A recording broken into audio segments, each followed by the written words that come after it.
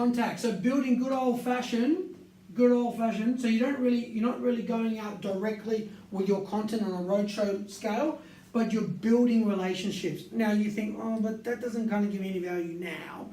Well, you've got to be patient sometimes, and you don't want to be a jackass, rude person, and just only be out for what you can get rather than what you can provide. Okay, so you want to build, if you're representing a client in jewelry or interiors or whatever, you really want to have the client's permission that you can do it. Build relationships because you're a nice person, and it's really good to even help. So with the interiors client, there's heaps of websites and bloggers and influencers that talk about a lot about interiors and all these nice things. We may give them some extra value. Maybe we'll do an SEO audit for them on behalf of the client and say, we did this SEO audit, but it's from client name. And you're building relationships, and eventually they'll be like, well, you've done so much for me. Then when you do come across and say, you know what, you're producing an article on this going forward, would you mind if you link to X page?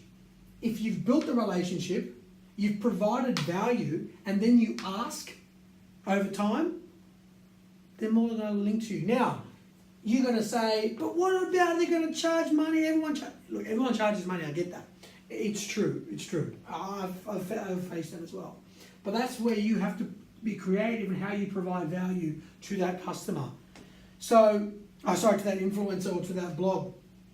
Now, the old school was, let me just kind of throw some guest blogging articles.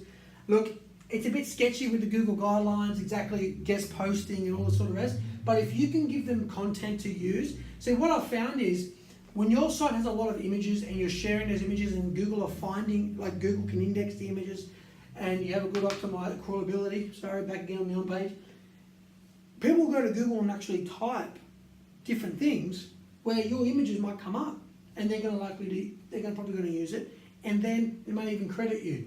So there's two things you can do with these contact lists. One, you can then provide value to that person over time. You build a strong relationship, and then eventually, if that contact influencer, whoever it is, builds a piece of content where you can either create another content that would add value, they may give you that link for free. I'm not saying this is more of a big picture strategy. It's a forever strategy in a sense, because it doesn't really have a time limit on it. It's good business to be building relationships with people in your industry anyway. And then eventually, when they realize that you're not just coming after them for a link only, because then they're going to send you a media kit, but you're actually going to provide them unique value in a customized, tailored way, I'm very confident that if you keep giving without the expectation of return, they will give you a link. They will have you on their contact list.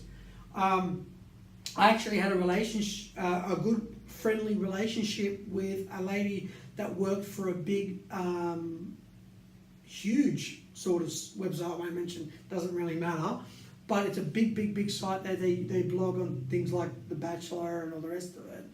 And because I have that relationship with, so this is a real life example of this in practice, I approached her and said, this article talks about this particular ring. Well, this particular ring is something that we offer. Bang, link up. Now, if I didn't have that relationship, 100% there was a media kit coming out instead.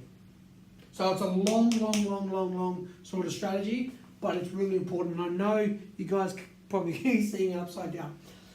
Guys, if you enjoyed it, thumbs up, comment, subscribe, whatever you're going to do. I'll appreciate it one way or the other.